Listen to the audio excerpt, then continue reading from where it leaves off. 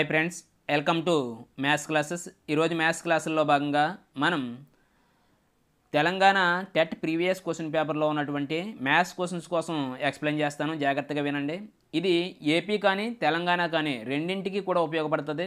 Questions అనేవి అన్ని చాప్టర్ల నుంచి కూడా కవర్ అవుతాయి కాబట్టి మనకి ఇవి ఎగ్జామినేషన్ పాయింట్ ఆఫ్ వ్యూలో చాలా ఎక్కువగా ఉపయోగపడతాయి. మొదట ఇచ్చినటువంటి ఈ క్వశ్చన్ ఒకసారి చూసినట్లయితే, త్రిభుజంలో రెండు భుజాల పొడవులు 8 సెంటీమీటర్లు 11 సెంటీమీటర్లు అయితే మూడో భుజం పొడవు అని చెప్పేసి ఇచ్చాడు. అంటే మనం ఇక్కడ ఒక త్రిభుజం తీసుకోవాలి. ఏబిసి అనేటువంటి ఒక త్రిభుజాన్ని తీసుకుందాం. ఏబిసి అనేటువంటి ఒక త్రిభుజాన్ని తీసుకుందాం. ఇలా ఈ త్రిభుజాన్ని తీసుకున్నప్పుడు మనకి ఈ భుజాల యొక్క పొడవులు అంటే బీసీ అనే భుజం యొక్క పొడవు ఏ, ఏసీ యొక్క పొడవు బి, ఏబి యొక్క పొడవు సి అని చెప్పేసి తీసుకున్నట్లయితే, ఇక్కడ రూల్ ఏంటంటే ఒక త్రిభుజంలోని ఏవైనా రెండు భుజాల యొక్క పొడవుల మొత్తం మూడో భుజం కంటే కూడా ఎక్కువ ఉంటుంది. తప్పనిసరిగా రెండు భుజాల యొక్క పొడవుల మొత్తం మూడో భుజం కంటే ఎక్కువ ఉండాలి. అప్పుడు మాత్రమే తప్పనిసరిగా మనకి త్రిభుజం అనేది ఏర్పడుతుంది. ఇంకొక రూల్ ఏంటంటే రెండు భుజాల యొక్క పొడవుల భేదం మూడో భుజం కంటే తక్కువ ఉండాలి. అంటే ఏ మైనస్ బి అనేది సి కంటే కూడా తక్కువ ఉండాలి. ఇవి ఒక త్రిభుజం ఏర్పడడానికి భుజాలకి ఉన్నటువంటి సంబంధం అన్నమాట. అయితే మరి ఇక్కడ ఈక్వల్స్ టు కానీ ఉన్నట్లయితే భేదం అనేది తప్పనిసరిగా అక్కడ త్రిభుజం అనేది మనకి ఏర్పడడం అనేది జరగదు అని చెప్పేసి మనం గమనించాలి. అయితే ఇక్కడ మనకి ఏమి ఇచ్చాడు వీడు? త్రిభుజంలో ఉన్నటువంటి భుజాల యొక్క పొడవులు ఒకటేమో 8 సెంటీమీటర్లు, ఇంకోటేమో 11 సెంటీమీటర్లు ఇచ్చాడు. ఒకటి 8 సెంటీమీటర్లు, ఇంకోటేమో 11 సెంటీమీటర్లు తీసుకున్నాం.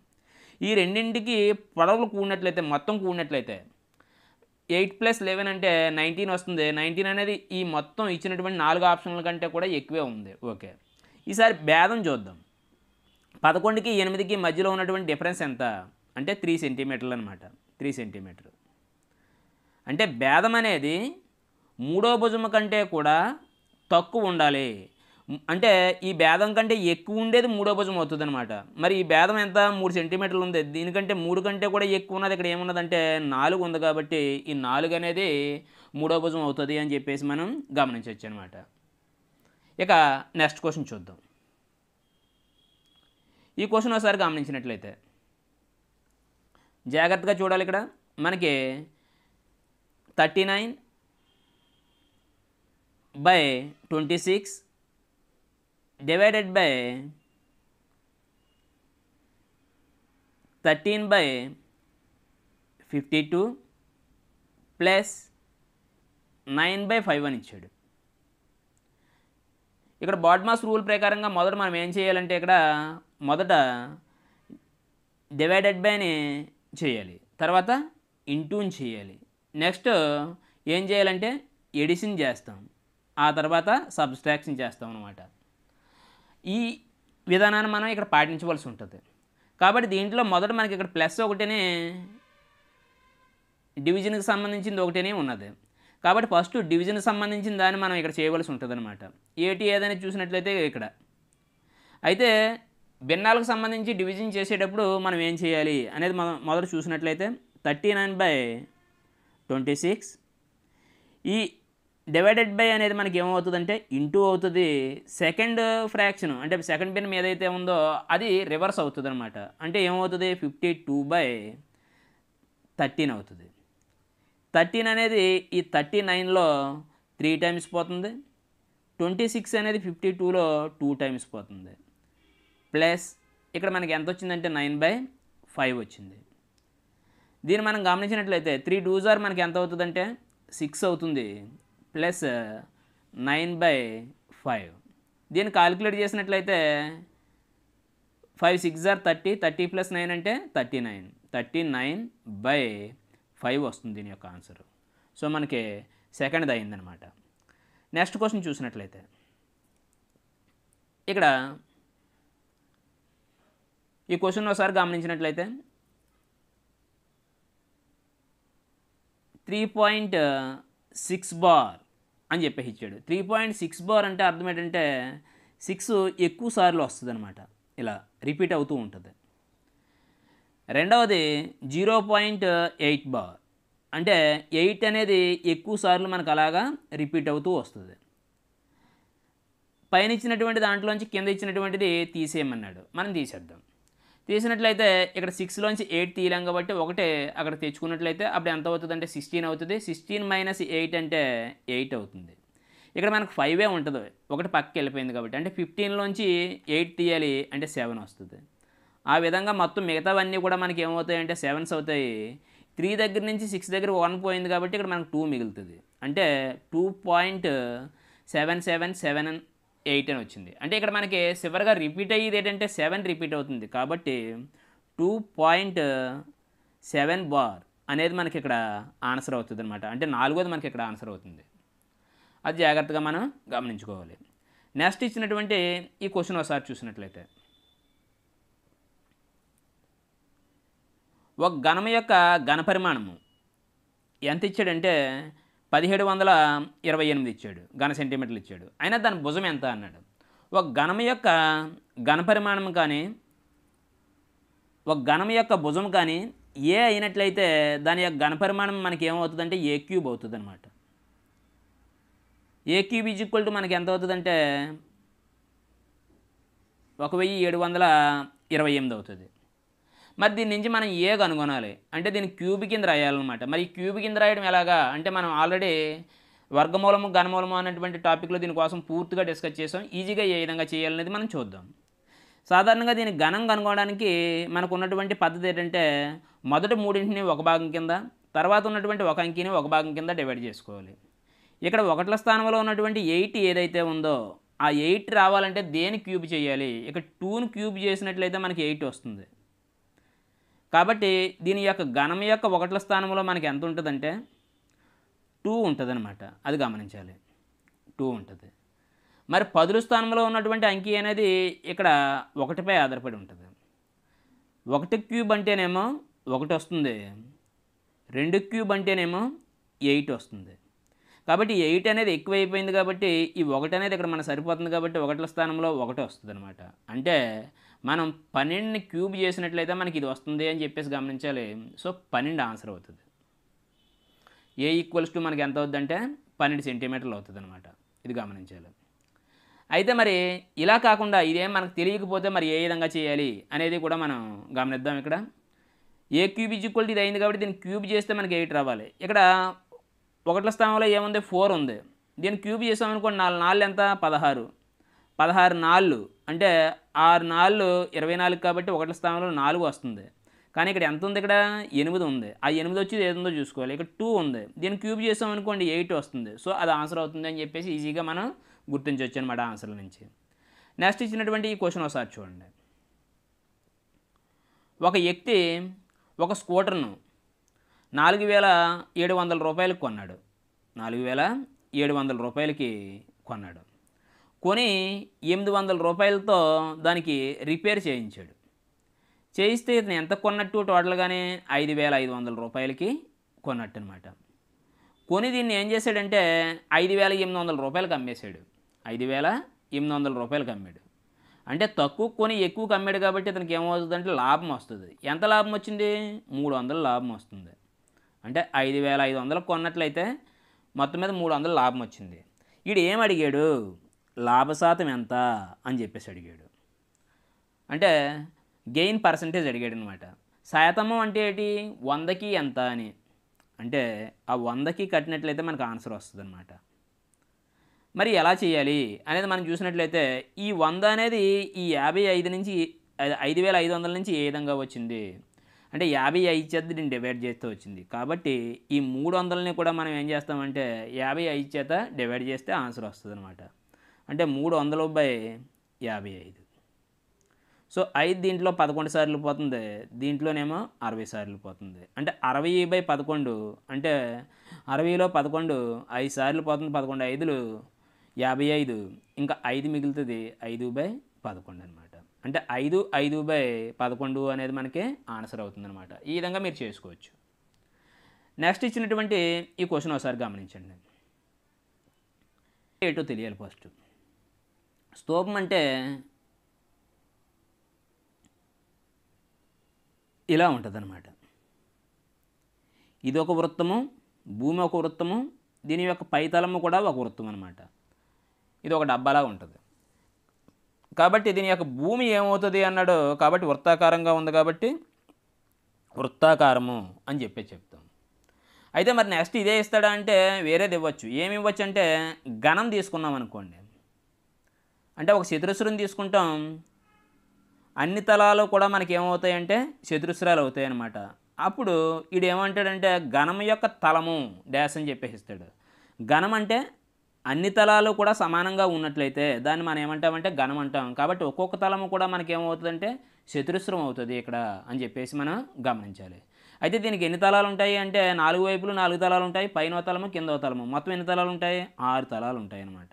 కాబట్టి 6 తలాలు కూడా మనకి ఏమవుతాయంటే చతురస్రాలు అవుతాయి అని చెప్పేసి మనం గమనించవచ్చు. ఇక తర్వాత ఏంటంటే దీర్ఘఘనం. దీర్ఘఘనం యొక్క తలం ఏమవుతుందంటే దీర్ఘ చతురస్రం అవుతుంది. ఎలా అంటే ఇలా ఉన్నది, అన్ని తలాలు కూడా ఎలా ఉంటాయంటే దీర్ఘ చతురస్రాలు అవుతాయి అన్నమాట. ఇది దీర్ఘఘనం. దీర్ఘఘనం యొక్క తలం ఏమవుతుంది అంటే దీర్ఘ చతురస్రం అవుతుంది. కాబట్టి దీని నుంచి వచ్చేవి ఈ విధంగా రావచ్చు అనమాట. ఇప్పుడు సపోజ్ ఒక శంకు తీసుకున్నాం అనుకోండి. శంకు అనేది ఇలా ఉంటుంది. మరి దీని యొక్క భూమి ఏమవుతుంది అంటే దీని యొక్క భూమి కూడా మనకి ఎలా ఉంటుందంటే వృత్తాకారంలోనే ఉంటుంది అనమాట. అది మనం జాగ్రత్తగా గమనించాలి. నెక్స్ట్ చూద్దాం. ఈ క్వశ్చన్ గమనించండి. వీడు ఏమిచ్చాడంటే 4x whole cube equals to 4^3 అని చెప్పేసి ఇచ్చాడు. దీన్ని కాలిక్యులేట్ చేసి ఎక్స్ యొక్క వాల్యూని కనుగొనమంటున్నాడు అనమాట. కనుగొనమన్నప్పుడు ఇక్కడ 4x హోల్ క్యూబ్ ఉంది కాబట్టి ఇది 4^3 ఇంటూ x^3 అని చెప్పేసి రాయొచ్చు. దిస్ ఈక్వల్స్ టు దీన్ని ఏం చేయొచ్చు అంటే ఇక్కడ 3^3 ఉంది. 3^3 అనే దాన్ని ఫస్ట్ మనం కాలిక్యులేట్ చేయాలి. చేస్తే ఎంత అవుతుంది? 27 అవుతుంది. అంటే 4^27 అవుతుంది అనమాట. ఇక్కడ మనం గమనించినట్లయితే ఈ 4^3 అని అంటే 4ని 3 టైమ్స్ వేస్తాం అనమాట. అవి ఇందులో పోయినట్లయితే భాగించినట్లయితే మనకి ఎంత అవుతుంది అంటే 4^24 అవుతుంది అనమాట. ఆ 3 కూడా పోతాయి. 4 3 అదే ఇక్కడ 3 పోతాయి అనమాట. అంటే ఇంకెంత మిగులుతుంది అంటే 4^24 అవుతుంది. అంటే ఎక్స్ క్యూబ్ ఈక్వల్ టు 4^24 కాబట్టి ఎక్స్ ఈజ్ ఈక్వల్ టు మనకి ఎంత అవుతుంది అంటే 4^24. ఇది అటువైపు వెళ్ళినట్లయితే దీన్ని ఇక్కడ భాగిస్తుంది అనమాట. అంటే బై 3 వస్తుంది. అంటే ఇందులో ఎన్నిసార్లు పోతుంది అంటే 8 టైమ్స్ పోతుంది. అంటే ఎక్స్ ఈజ్ ఈక్వల్ టు ఏమవుతుంది అంటే 4^8 అవుతుంది అనమాట. అంటే మనకి రెండవది ఆన్సర్ అయింది అని చెప్పేసి మనం గుర్తించవచ్చు అనమాట. నెక్స్ట్ క్వశ్చన్ గమనించండి. ఇక్కడ బెంగళూరు ఎక్స్ప్రెస్ 19 గంటలకు కాచిగూడలో బయలుదేరి మరుసటి రోజు 7:15 బెంగళూరు చేరిన ప్రయాణానికి పట్టిన కాలం ఎంత అన్నాడు. ఇక్కడ మనం ఇది 24 అవర్స్ టైం అనేది మనకి తెలియాలన్నమాట. అర్ధరాత్రి 12 గంటలు మనం ఏమంటామంటే 24 గంటలు అని చెప్పేసి అంటాం. అక్కడి నుంచి స్టార్ట్ అయినటువంటి టైం మనకి ఏమవుతుందంటే మళ్ళీ 1 గంట దగ్గర నుంచి మొదలవుతుంది అనమాట 24 అయిపోయిన తర్వాత. కాబట్టి ఇక్కడ 19 గంటలు అంటే అర్థం ఏంటంటే అందులోంచి 12 తీసేయాలి. 19లోంచి 12 తీసేస్తే ఎంత? 7 గంటలు అనమాట. ఇది ఏంటంటే సాయంత్రం 7 గంటలు అయినట్టు, అంటే రాత్రి 7 గంటలు అయినట్టు. ఇక్కడి నుంచి మార్నింగ్ 7 గంటల వరకు 7:15 వరకు, అంటే ఇది 7 గంటలకి స్టార్ట్ అయింది నైటు. మన్నాడు ఉదయం 7:15 వెళ్ళింది. అంటే ఎంత టైం పడుతుంది అన్నాడు. 7 గంటల నుంచి 7 గంటల వరకు ఉన్నటువంటి టైం ఎంత అంటే 12 గంటలు. ఇక్కడ ఎగస్ట్రా ఉన్నటువంటి నిమిషాలు ఎంత? 15 నిమిషాలు. కాబట్టి 12 గంటల 15 నిమిషాలు అనేది మనకి ఆన్సర్ అవుతుంది అని చెప్పేసి మనం గమనించాలన్నమాట. నెక్స్ట్ క్వశ్చన్ చూడండి. ఇక్కడ గమనించినట్లయితే కార్ పార్కింగ్ ధరలు క్రింది విధంగా ఉన్నాయి. అయినా క్రింది వానిలో అనుపాతంలో ఉన్న జత అన్నాడు. అంటే అనుపాతంలో ఉండాలన్నమాట. అంటే పెరిగినట్లయితే పెరగాలి, తగ్గినట్లయితే తగ్గాలి, అది ఒకే రకంగా జరగాలి. ఎలా జరుగుతుంది అనేది చూద్దాం. ఇప్పుడు 4 గంటలు తీసుకున్నాం అనుకోండి. 4 గంటలకి ఎంత అవుతుందంటే 60 రూపాయలు అవుతుందంట ఏ అనేది. బి అనేది చూసినట్లయితే 8 గంటలకి రూపాయలు అవుతుందట. సి అనేది 24 గంటలకే 260 రూపాయలు అవుతుందంట. డి అనేది 12 గంటలకే 180 రూపాయలు అవుతుందంట. ఇలా ఇచ్చాడు. ఇందులో ఏవి అనుపాతంలో ఉన్నవి అన్నాడు. ఇక్కడ 4 నుంచి 60 అనేది ఏ విధంగా వచ్చింది అనేది చూసినట్లయితే 15 పెట్టి మల్టిప్లై చేసినట్లయితే మనకు 60 అనేది వచ్చింది. ఇక రెండవది, ఇక్కడ 8 నుంచి ఈ 100 అనేది ఏ విధంగా వచ్చింది అనేది చూసినట్లయితే ఇక్కడ 12.5 పెట్టి గుణిస్తే మనకి 100 అనేది వస్తుంది అనమాట. అంటే 8 12 96, 8 అరలో 4 కాబట్టి 100 వచ్చిందనమాట. మరి ఈ 24 నుంచి 260 అనేది ఏ విధంగా వస్తుంది అంటే దాదాపు 10 పెట్టి గుణిస్తూ ఉంటే మనకి వస్తుంది. 10 కంటే ఎక్కువ పెట్టి గుణించాలన్నమాట. మనం అలా తీసుకుందాం, చూద్దాం. ఇక 12 అనేది చూసినట్లయితే 12 నుంచి 180 అనేది ఏ విధంగా వస్తుందంటే దీన్ని 15 పెట్టి గుణిస్తే వచ్చింది. అంటే ఒకే రకమైనటువంటి ఇక్కడ ఫార్మేషన్ని పాటించేవి ఏవి అంటే ఇగో ఈ రెండు కూడా పాటిస్తున్నాయి. అంటే ఏ ఒకటేనే డి ఒకటేనే పాటిస్తున్నాయి. కాబట్టి ఏ అండ్ డి అనేది 4వ ఆప్షన్ ఉన్నది. కాబట్టి మనకు అది ఆన్సర్ అవుతుందని చెప్పేసి గుర్తించాలన్నమాట. నెక్స్ట్ ఈ క్వశ్చన్ ఒకసారి గమనించండి. దీన్ని ఒకసారి గమనించినట్లయితే 1 minus 4/x plus 4/x² equals to 0 అన్నాడు. ఈక్వల్స్ టు 0 అన్నాడు. ఇదేంటంటే దీన్ని a² అని చెప్పేసి అనొచ్చు, దీన్ని ఏమో b² అనొచ్చు. అప్పుడు మధ్యలోది ఏమవుతుందంటే 2ab అవుతుంది అనమాట గ్యారంటీగా. కాబట్టి ఇదేమో 1², ఇదేమో 2/x whole square, 2/x whole square. అంటే ఇదేమో -2ab అనమాట. అంటే a minus b whole square సూత్రంలో ఉంది. కాబట్టి ఏ అంటే 1, మైనస్ బి అంటేనేమో 2/x whole square equals to మనకి ఏమవుతుందంటే 0 అవుతుంది. ఏదైనా ఒక స్క్వేర్ ఈక్వల్స్ టు 0 అంటే అర్థం ఏంటంటే ఈ లోపల ఉన్నటువంటి భూమి ఏదైతే ఉందో అది కూడా మనకి ఏమవుతుందంటే 0 అవుతుంది. అంటే 1 మైనస్ 2/x ఈక్వల్స్ టు మనకి ఎంత అవుతుందంటే 0 అవుతుంది. ఆటోమేటిక్గా 2/x ఈజ్ ఈక్వల్ టు అంటే -2/x ఈక్వల్స్ టు +1 ఇటువైపు వెళ్ళినట్లయితే -1, మైనస్ క్యాన్సిల్. అంటే 2/x ఈజ్ ఈక్వల్ టు ఎంత అని అడిగాడు కాబట్టి 2/x ఈక్వల్స్ టు మనకి ఎంత అవుతుందంటే 1 అవుతుంది. అంటే ఆన్సర్ 3 అవుతుంది అనమాట. చూసుకోవాలి జాగ్రత్తగా. నెక్స్ట్ ఇచ్చినటువంటి ఈ క్వశ్చన్ ఒకసారి గమనించండి. ఇక్కడ 8, 10, 21 చే భాగించగా 5, 7 మరియు 18 శాతం వచ్చే కనిష్ట సంఖ్య ఎంత అని చెప్పేసి అడిగాడు. ఇక్కడ కనిష్ట సంఖ్య ఎంత అన్నాడు కాబట్టి మనం ఇక్కడ ఏం చేయాలంటే కసాగు కనుగొనాలన్నమాట. చూద్దాం అది. ఇక్కడ వీడు అడిగింది ఏంటంటే 8 చేత భాగించినట్లయితే ఎంత శాతం రావాలంటే 5 రావాలట. 10 చేత భాగించినట్లయితే శాసం ఎంత రావాలంటే 7 రావాలట. 18 చేత భాగించాలంటే శాసం ఎంత రావాలంటే 21 చేత భాగిస్తే శాసం ఎంత రావాలంటే 18 రావాలట. ఇలా ఇచ్చాడు. ఇక్కడ మీరు జాగ్రత్తగా వీటిని గమనించినట్లయితే వీటికి భేదం అనేది మనకి ఎంత అవుతుందంటే 3 వస్తుంది. ఒకసారి జాగ్రత్తగా అబ్జర్వ్ చేయండి. వీళ్ళన్నిటికి కూడా భేదం ఎంత వస్తుందంటే 3 వస్తుంది. తేడా కట్టినట్లయితే ఇలా వచ్చినప్పుడు ఏం చేయాలంటే మనకి ఇచ్చినటువంటి ఫస్ట్ 3 కూడా ఏవైతే ఉన్నాయో వీటికి ఎల్సిఎం కట్టాలన్నమాట. అంటే 8, 10, 21 వీటికి ఎల్సిఎం కట్టాలి. ఇందులో పోయేదేంటి 2 పోతుంది. 2 దీంట్లోనేమో 4 టైమ్స్ పోతుంది, దీంట్లోనేమో 5 టైమ్స్ పోతుంది. ఇందులో పోతలేదు కాబట్టి అదే వేసేయాలి. వీటి అన్నిటిని కూడా గుణించినట్లయితే ఇంకేం పోవు కాబట్టి గుణించేద్దాం. ఇక్కడ 2 5లు 10, 8 21లో 84, 84 × 10 అంటే 840 వచ్చింది వీటి యొక్క ఎల్సిఎం. అంటే కనిష్ట సంఖ్య ఇది అవుతుందా అవదు. ఇక ఉన్నటువంటి భేదం ఏదైతే ఉందో ఈ భేదాన్ని దీంట్లోని తీసేయాలన్నమాట. తీసేసినట్లయితే మనకి 837 మనకి ఆన్సర్గా వస్తుంది.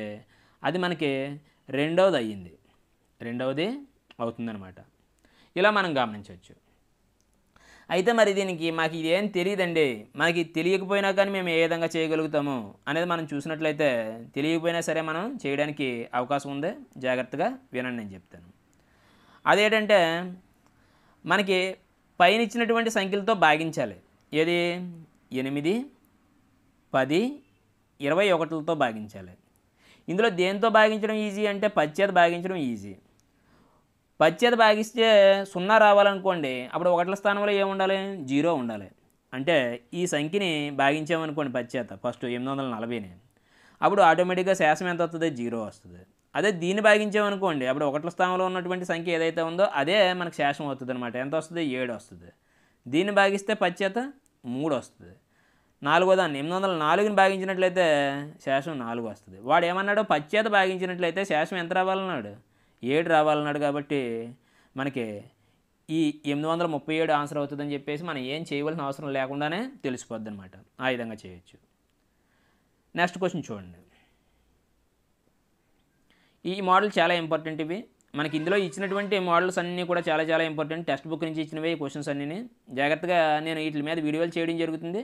ఆ వీడియోలు అన్నిటిని కూడా మీరు గమనించండి. ఒక కమ్మీ చిత్రాన్ని 1 సెంటీమీటరు 10 ప్రమాణాలుగా తీసుకున్నాడు. అయితే 52 యూనిట్లు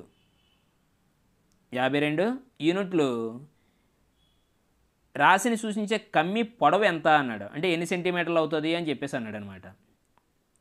ఇక్కడ ఎంత వస్తుంది అనేది మనం కనుగొనాలన్నమాట. అంటే 1 సెంటీమీటర్ ఈజ్ ఈక్వల్ టు 10 యూనిట్లు అయినట్లయితే 52 యూనిట్లు ఎన్ని సెంటీమీటర్లు అవుతుంది కమ్మీ చిత్రంలోని అని చెప్పేసి అడిగాడు. దీన్ని మనం చేసేటప్పుడు మనం ఏం చేస్తామంటే ఈ 1 అనేది ఈ 10 నుంచి ఏ విధంగా వచ్చింది అనేది మనం తెలుసుకోవాలి. ఎలా వచ్చిందంటే ఈ 10ని 10 చేత భాగిస్తే 1 వచ్చింది. అంటే ఈ 52ని కూడా మనం ఏం చేయాలంటే 10 చేత భాగించాలన్నమాట. మరి 52ని 10 చేత భాగించినట్లయితే ఇక్కడ ఉన్నటువంటి పాయింట్ అనేది దీని యొక్క వాల్యూ అనేది ఏమవుతుంది? తగ్గుతుంది. కాబట్టి పాయింట్ అనేది ఇటువైపు జరుగుతుంది అనమాట. అంటే 52 అనేది ఏమవుతుందంటే 5.2 అవుతుంది. 5.2 అవుతుంది అని చెప్పేసి మనం గమనించాలి. సో అంటే 5.2 అనేది ఏమైందంటే ఇది అయిందనమాట. అంటే 1వది మనకి ఆన్సర్ అయింది అని చెప్పేసి మనం చెప్పచ్చు. నెక్స్ట్ క్వశ్చన్ ఇది గమనించండి. చాలా చాలా ఇంపార్టెంట్ ఈ మోడల్. మన టెక్స్ట్ బుక్లో కూడా చాలా క్వశ్చన్స్ ఇచ్చాడు దీని మీద. ఆల్రెడీ ఇంతకుముందు త్రిభుజాలకు సంబంధించినటువంటి టాపిక్ చేసేటప్పుడు దీని కోసం చెప్పుకున్నాం. ఒక త్రిభుజంలోని కోణాల నిష్పత్తి 1:2:7 అయినా ఆ త్రిభుజము అని చెప్పేసి ఇచ్చాడు. దీన్ని ప్రాబ్లం అంతా చేసిన తర్వాత చెప్పచ్చు, లేదా డైరెక్ట్గా మనం ఆన్సర్ చెప్పచ్చు అనమాట. అది ఏ త్రిభుజం అవుతుంది అనేది.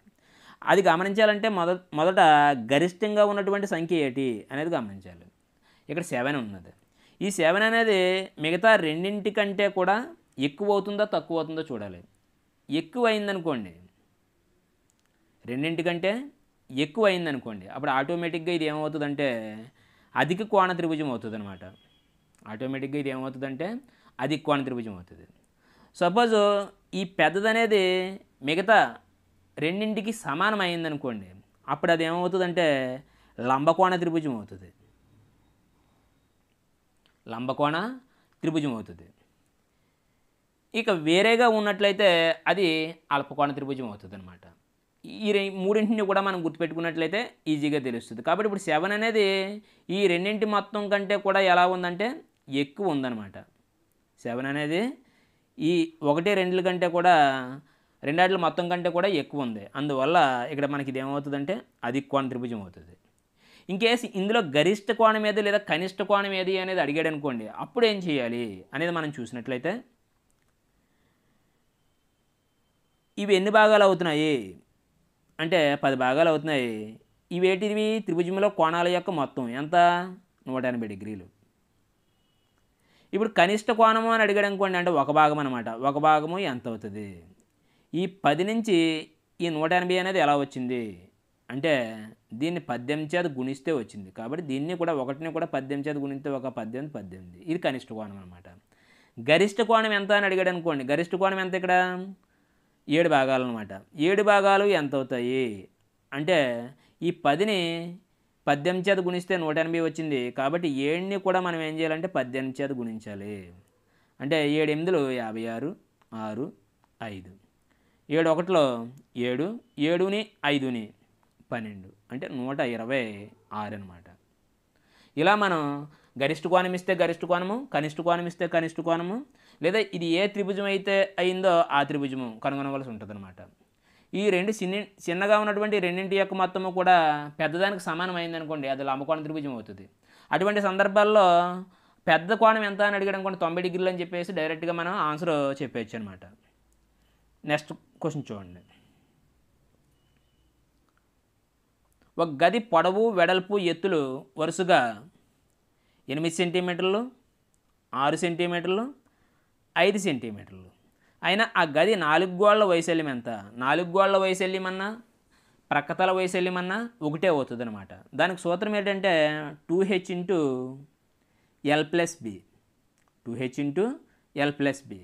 ఇక్కడ ఏంటంటే పొడవు 8, వెడల్పు 6, ఎత్తు ఏమో 5 మీటర్లు. కాబట్టి 2 ఇంటూ హెచ్ అంటే 5. కాబట్టి 2 5లు ఎంత అంటే 10 ఇంటూ ఎల్ ప్లస్ బి అంటే 8 ప్లస్ 6 అంటే 14. ఈ రెండింటిని గుణిస్తే మనకి ఎంత వస్తుందంటే 140 వస్తుంది. 140 అనేది ఇంకో ఇది అవుతుంది అనమాట చదరపు మీటర్లలో. నెక్స్ట్ క్వశ్చన్ ఇది గమనించండి. ఇది కూడా మనకి ఇంపార్టెంట్ క్వశ్చను. ఇదే మోడల్లో ఉన్నటువంటి క్వశ్చన్స్ మనకు టెక్స్ట్ బుక్లో ఉన్నాయి, వాటినే ఇస్తున్నాడు వీడు. ఒక వాహనము 25 నిమిషాల్లో 14 కిలోమీటర్ల దూరం వెళ్తుందట. 25 నిమిషాల్లో 14 కిలోమీటర్ల దూరం వెళ్తుంది. అదే వేగంతో 5 గంటల్లో, గంటకి ఎన్ని నిమిషాలు? 60 నిమిషాలు కాబట్టి 5 గంటలకి ఎన్ని నిమిషాలు అవుతాయంటే 300 నిమిషాలు అవుతాయి. అంటే 300 నిమిషాల్లో ఎంత దూరం ప్రయాణం చేస్తుంది అని చెప్పేసి అడిగాడు. కాబట్టి ఇక్కడ మనం గమనించవలసింది ఏంటంటే 25ని ఏం పెట్టి గుణిస్తే మనకి 300 వస్తుంది. 25 4 పెట్టి గుణించామనుకోండి 100 వస్తుంది. ఇక్కడ 300 కాబట్టి 3 4 12 అంటే 12 పెట్టి గుణిస్తే మనకి ఈ 300 వస్తుంది. కాబట్టి ఇక్కడ ఉన్నటువంటి ఈ 14ని కూడా మనం ఏం చేయాలంటే 12 పెట్టి గుణించాలన్నమాట ఇక్కడ ఉన్నటువంటి ఆన్సర్ రావాలంటే. అంటే 14 12 12 4 48, 8 4 12 1లో 12, 12ని 4ని 16 అంటే 168 కిలోమీటర్లు మనకు ఆన్సర్ అవుతుంది అనమాట. మీరు ఇది ఏం చేయవలసిన అవసరం లేకుండా దీన్ని 12తో గుణిస్తే వస్తుంది అని చూసిన వెంటనే ఆన్సర్ చెప్పచ్చు అనమాట. ఎందుకంటే 1ల స్థానంలో ఉన్నటువంటిది 2 4 8 కాబట్టి 8 ఉన్నది ఏదైతే ఉందో అది ఆన్సర్ వేసేసుకోవచ్చు ఈజీగా చేసేటప్పుడు. నెక్స్ట్ క్వశ్చన్ చూడండి. ఇది ఘాతాలు ఘాతాంకాలకు సంబంధించింది. మనం ఇటువంటి మోడల్ చాలా చేసాం. అయితే a/m ఇంటూ a/n అంటే a/m ప్లస్ n అవుతుంది. అంటే ఇక్కడ ఉన్నటువంటిది ఏమవుతుందంటే 5/2 whole power 2 plus a plus 5 అవుతుంది. మరి ఇటువైపుది భూమి అదే ఉందో లేదో చూసుకోవాలి. ఇక్కడ 5/2 ఉంది కానీ ఇక్కడ ఏమో 2/5 ఉంది. a/b whole power minus n తీసుకున్నట్లయితే ఆ పవర్ అనేది ప్లస్ అవ్వాలంటే ఇక్కడ ఉన్నటువంటి భిన్నం అనేది రివర్స్ అవుతుంది. అంటే b/a హోల్ పవర్ n అవుతుంది అని చెప్పేసి మనం గమనించాలి. అంటే ఇది పవర్ ప్లస్ అవ్వాలంటే ఏమవ్వాలి అంటే 5/2 హోల్ పవర్ 8 అవుతుంది. ఇక్కడ ఈక్వల్స్టిక్ ఇరువైపులా కూడా భూములు రెండు సమానం కాబట్టి ఘాతాంకాలు రెండు సమానము. అంటే 2 ప్లస్ ఇక్కడ రెండవది ఏది a ప్లస్ 5 ఈక్వల్స్ టు 8 అవుతుంది. a ప్లస్ ఇక్కడ 2 ప్లస్ 5 అంటే 7 ప్లస్ 7 అటువైపు వెళ్ళినట్లయితే -7 అవుతుంది. 8 - 7 అంటే 1 అవుతుంది అనమాట. అంటే a equals to 8 - 7 that equals to 1. a యొక్క ఆన్సర్ 1 అవుతుంది. అంటే 4th ఆప్షన్ అవుతుంది అని చెప్పేసి మనం గమనించవచ్చు. నెక్స్ట్ క్వశ్చన్ గమనించండి. ఇక్కడ క్రింది వానిలో పరస్పర ప్రధాన సంఖ్యల జత అన్నాడు. పరస్పర ప్రధాన సంఖ్యలు అనేవి సాధారణంగా ప్రధాన సంఖ్యలు కావాల్సినటువంటి అవసరం లేదనమాట. పేరైతే ఎలా ఉంది కానీ అవి ప్రధాన సంఖ్యలు కాదనమాట. ఏవైనా రెండు సంఖ్యలకి ఒకటి మాత్రమే కారణాంకం ఉన్నట్లయితే అటువంటి ప్రధాన సంఖ్యలను మనం ఏమంటామంటే పరస్పర ప్రధాన సంఖ్యలు అంటాం అన్నమాట. అంటే ఇక్కడ అర్థం ఏంటంటే ఇప్పుడు ఫస్ట్ 14ని 9 ఉన్నాయి. ఈ రెండు కూడా ప్రధాన సంఖ్యలు కాదు కానీ ఇది పరస్పర ప్రధాన సంఖ్యల జత అనమాట.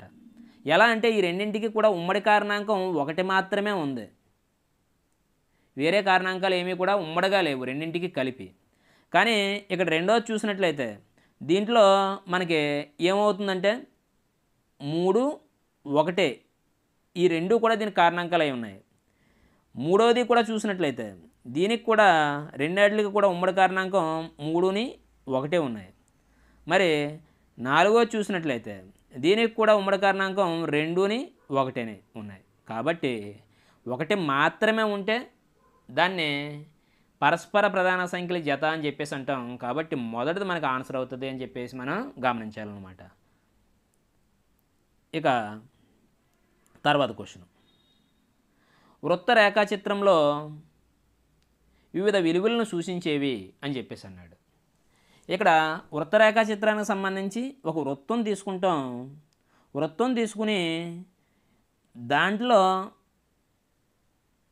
విలువల్ని సూచించడానికి మనం ఏవైతే భాగం ఇచ్చాడో ఆ భాగాన్ని దీంట్లో సెక్టార్ రూపంలో చూపిస్తాం అనమాట. ఎలా అనేది చూద్దాం. ఒక వ్యక్తి యొక్క సంపాదన 120 రూపాయలు అనుకోండి. అతను దీంట్లో 30 రూపాయలను సేవ్ చేస్తున్నాడు అనుకుందాం.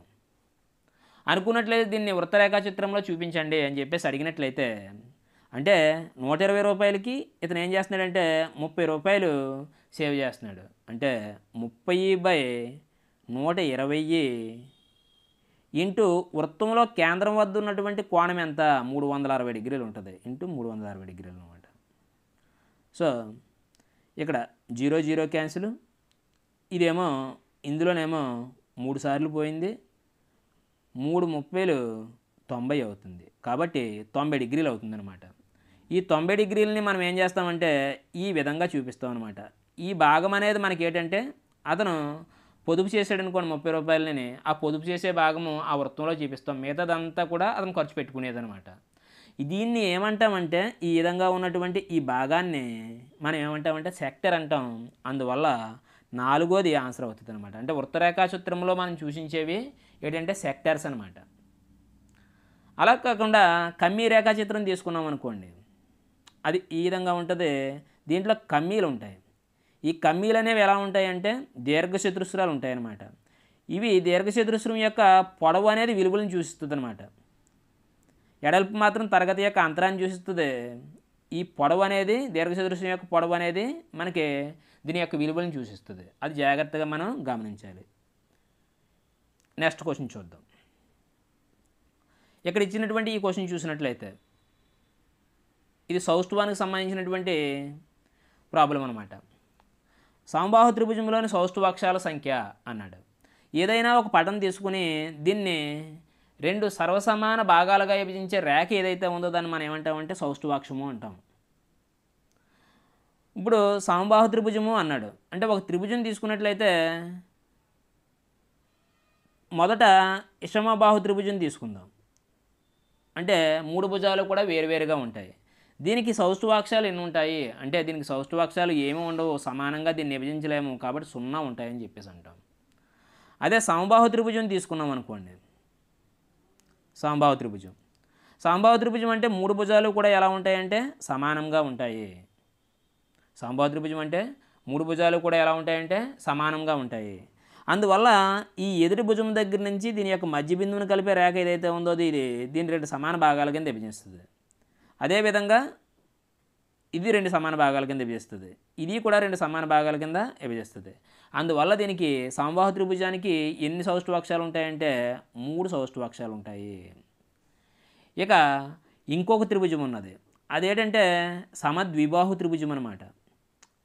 అవి 2 భుజాలు సమానంగా ఉంటాయి. 2 భుజాలు సమానంగా ఉన్నాయి. మరి ఈ 3వ భుజం మాత్రం వేరేగా ఉంటుంది. దీనిపైకి దీని యొక్క మధ్య బిందువుకి లేదా లంబాన్ని గీసినట్లయితే ఇది ఏమవుతుందంటే దీన్ని 2 సమాన భాగాల కింద విభజిస్తుంది అనమాట. కాబట్టి దీనికి ఒక సౌష్ఠవాక్షం ఉంటుంది. అంటే మనం ఇక్కడ గమనించింది ఏంటంటే విషమబాహు త్రిభుజానికేమో సౌష్ఠవాక్షాల సంఖ్య 0, సమద్విబాహు త్రిభుజానికేమో సౌష్ఠవాక్షాల సంఖ్య 1, సమబాహు త్రిభుజానికేమో సౌష్ఠవాక్షాల సంఖ్య 3 అనేది మనం గమనించాలి. అయితే ఇక్కడ మనం సౌష్ఠవాక్షాల సంఖ్య చెప్పేటప్పుడు క్రమ బహుభుజి అని చెప్పి చెప్పుకుంటాం. అంటే ఒక బహుభుజిలోని కోణాలు భుజాలు అన్నీ కూడా సమానమైనట్లయితే అటువంటి బహుభుజిని మనం ఏమంటామంటే క్రమ బహుభుజి అంటాం. దాంట్లో భుజాలు ఎన్ని అయితే ఉన్నాయో సౌష్ఠువాక్షాలు కూడా అన్నీ ఉంటాయి. ఇక్కడ సంబాహు త్రిభుజము అనేది ఏమవుతుందంటే క్రమ బహుభుజి అవుతుంది. అదేవిధంగా చతురస్రము కూడా క్రమ బహుభుజి అవుతుంది. కాబట్టి చతురస్రం యొక్క సౌష్ఠువాక్షాల సంఖ్య ఎంత అవుతుందంటే 4 అవుతుంది. ఎందుకంటే 4 భుజాలు ఉన్నాయి కాబట్టి అది మనం గమనించాలి. ఇంకేసి వృత్తం తీసుకున్నాం అనుకోండి, దీనికి సౌష్ఠువాక్షాల సంఖ్య ఏంటంటే ప్రతి వ్యాసము కూడా మనకి ఏమవుతుందంటే సౌష్ఠువాక్షం అవుతుంది. కాబట్టి దీనికి వృత్తానికి అనంతమైనటువంటి సౌష్ఠువాక్షాలు ఉంటాయి అని చెప్పేసి మనం గమనించవచ్చు అనమాట. నెక్స్ట్ మీకు కావాలనుకున్నట్లయితే ఇంతకుముందు సౌష్ఠవంపై ఒక వీడియో చేయడం జరిగింది, ఆ వీడియో కూడా గమనించండి. నెక్స్ట్ ఈ క్వశ్చన్ ఒకసారి చూడండి. మొదటి 5 వరుస సరి సంఖ్యలు మరియు మొదటి 3 వరుస ప్రధాన సంఖ్యల సరాసరి ఏంటి అన్నాడు. దీంట్లో ఏంటంటే మొదటి 5 సరి సంఖ్యలు కావాలి మనకి. మొదటి 5 సరి సంఖ్యలు ఏంటంటే 2, దాని తర్వాత 4, తర్వాత 6, 8, నెక్స్ట్ 10. తర్వాత మొదటి 3 ప్రధాన సంఖ్యలు అన్నాడు. అంటే మొదటి ప్రధాన సంఖ్య 3, దీని సరి ప్రధాన సంఖ్య అంటాం. దీని తర్వాత వచ్చేది 3, మొదటి ప్రధాన సంఖ్య 2, దాని తర్వాత వచ్చేది 3, తర్వాత ఏమో 5. వీటి యొక్క సరాసరి అడిగాడు కాబట్టి మొదట ఇచ్చినటువంటి ఈ సంఖ్యల యొక్క మొత్తం ఎంత అంటే 30 వస్తుంది. జాగ్రత్తగా గమనించండి. ఈ ప్రధాన సంఖ్యల యొక్క మొత్తం ఎంత 3 ప్రధాన సంఖ్యలు తిని అంటే ఇదేమో 10 వస్తుంది. రాసుల మొత్తంపై రాసుల సంఖ్య కాబట్టి రాసుల యొక్క మొత్తము ఇక్కడ 30 + 10 అంటే 40. సరాసరి కావాలంటే రాసుల మొత్తంపై రాసుల సంఖ్య కాబట్టి రాసుల మొత్తం 40 వచ్చింది. రాసుల సంఖ్య ఏమో 8 అవుతుంది. అంటే 8 చేత భాగించాలన్నమాట. భాగిస్తే మనకి ఇందులో ఎన్నిసార్లు పోతుందంటే 5 సార్లు పోతుంది. సో 5 మనకు ఆన్సర్ అవుతుంది. అంటే 4వ ఆప్షన్ ఆన్సర్ అయిందనమాట. నెక్స్ట్ క్వశ్చన్ చూడండి. ఇక్కడ ఈ క్వశ్చన్ ఒకసారి చూసినట్లయితే 80 యాపిల్ పండ్లను ఏ, బి మరియు సి 2:x:4 నిష్పత్తిలో పంచగా ఏ మరియు సిలకు 60 యాపిల్ పండ్లు వచ్చిన ఎక్స్ విలువ ఎంత అని చెప్పేసి అన్నాడు. దీన్ని జాగ్రత్తగా మనం ఒకసారి చూసినట్లయితే ఇక్కడ 2:x:4 రేషియోలో మనకి ఏం చేశాడంటే 80 యాపిల్ పళ్ళని పంచారట. 80 యాపిల్ పళ్ళని పంచారు. అలా పంచినప్పుడు ఏని సి కలిపి ఎన్ని భాగాలు 6 భాగాలు. 6 భాగాలకి ఎన్ని వచ్చాయంటే 60 వచ్చాయి. మరి ఇక్కడ ఎక్స్ ఏమవుతుంది అంటే బీకి వచ్చినటువంటి భాగం ఏమవుతుంది అనేది మనకు తెలియాలన్నమాట. ఇక 60 యాపిల్ పళ్ళు ఇక్కడ పోయినట్లయితే మరి ఇంకెన్ని యాపిల్ పళ్ళు మిగులుతాయి 20 యాపిల్ పళ్ళు మిగులుతాయి. కాబట్టి 20 యాపిల్ పళ్ళు ఎంత అవుతుంది అని అడిగాడు. ఈ 60 నుంచి 6 ఏ విధంగా వచ్చింది అంటే 10 చేత భాగిస్తే వచ్చింది. కాబట్టి ఈ 20ని కూడా మనం ఏం చేస్తామంటే 10 చేత భాగించినట్లయితే మనకి ఎంత అవుతుందంటే 2 వస్తుంది. కాబట్టి ఎక్స్ అనేది 2 అవుతుంది అనమాట. కాబట్టి మనకి 3వది ఆన్సర్ అయింది. నెక్స్ట్ క్వశ్చన్ చూడండి. ఒక తొట్టిని 2 పైపులు వరుసగా 5, 7 నిమిషాల్లో నింపగలవు. 3వ పంపు ఆ తొట్టిని 3 నిమిషాల్లో ఖాళీ చేయగలదు. 3 పంపులని ఒకేసారి తెరిచిన 1 నిమిషంలో తొట్టిలో నిండు భాగం ఎంత అని చెప్పేసి అన్నాడు. అంటే ఇక్కడ 2 పైపులు మొదటిదేమో 5 నిమిషాల్లో నింపగలదట. 5 నిమిషాల్లో నింపగలదు. అంటే 1 నిమిషంలో నింపే భాగం ఎంత అవుతుందంటే 1/5 అవుతుంది. రెండోదేమో 7 నిమిషాల్లో నింపగలదట. అంటే 1 నిమిషంలో నింపే భాగం ఏమవుతుందంటే 1/7 అవుతుంది. కానీ 3వ పంపు అనేది ఏం చేస్తుందంటే అది ఖాళీ చేస్తుంది అనమాట. ఎన్ని నిమిషాల్లో ఖాళీ చేస్తుందంటే 3 నిమిషాల్లో ఖాళీ చేస్తుందట. అంటే 1 నిమిషంలో ఖాళీ చేసే భాగం ఏమవుతుందంటే 1/3 అవుతుంది. సో కాబట్టి మొత్తం మీద 1 నిమిషంలో తొట్టులో ఎంత భాగం నిండుతుందంటే ఈ రెండునేమో నింపుతుంటే ఇదేమో ఖాళీ చేస్తుంది కాబట్టి ఈ రెండింటిని ప్లస్ చేసి దీన్ని తీసేస్తే 1 నిమిషంలో నిండే భాగం వస్తుంది అనమాట. అంటే 1/5 + 1/7 - 1/3 ఈ మూడింటికి ఎల్సిఎం కట్టాలి. కడితే ఇవన్నీ కూడా మనకేంటంటే పరస్పర ప్రధాన సంఖ్యలు, దేంట్లోని ఏది కూడా పోదనమాట. అందువల్ల తప్పనిసరిగా వీటి యొక్క లబ్ధం అనేది మనకి ఏమవుతుందంటే ఎల్సిఎం అవుతుంది. అయితే ఎంత అవుతుందంటే 105 అవుతుంది. 105 ఇక్కడ 5 ఉంది కాబట్టి ఈ 5 కాకుండా ఉన్నటువంటి ఈ రెండింటిని కూడా గుణిస్తే పైకి వెళ్తే సరిపోద్ది అనమాట. అంటే ఇది ఇందులో 21 సార్లు పోద్ది. 21 ఇంటూ 1 అంటే 21. ఇక్కడ ఉన్నది 7 కాబట్టి ఆ 7 వదిలేసి మిగతా రెండాటిని మల్టిప్లై చేయండి. ఎంత? 15 మైనస్ ఇక్కడ 3 ఉంది కాబట్టి ఈ 3 కాకుండా మిగతా రెండింటిని కూడా మల్టిప్లై చేస్తే ఎంత? 35 ఇలా వస్తుంది అనమాట. అంటే 21 ప్లస్ 15 అంటే 36, 36 మైనస్ 35 అంటే 1/105 అనమాట. అంటే 1/105 భాగం అనేది 1 నిమిషంలో నిండుతుంది కాబట్టి 4వది మనకు ఆన్సర్ అయ్యింది. నెక్స్ట్ క్వశ్చన్ చూడండి. ఇది కూడా మనకు బాడ్మాస్ రూల్స్కి సంబంధించింది. మొదటి దీంట్లో ఏం చేయాలంటే మనం ఇంతకుముందు చెప్పుకున్నాము, బ్రాకెట్ చేయాలి బాడ్మాస్లో.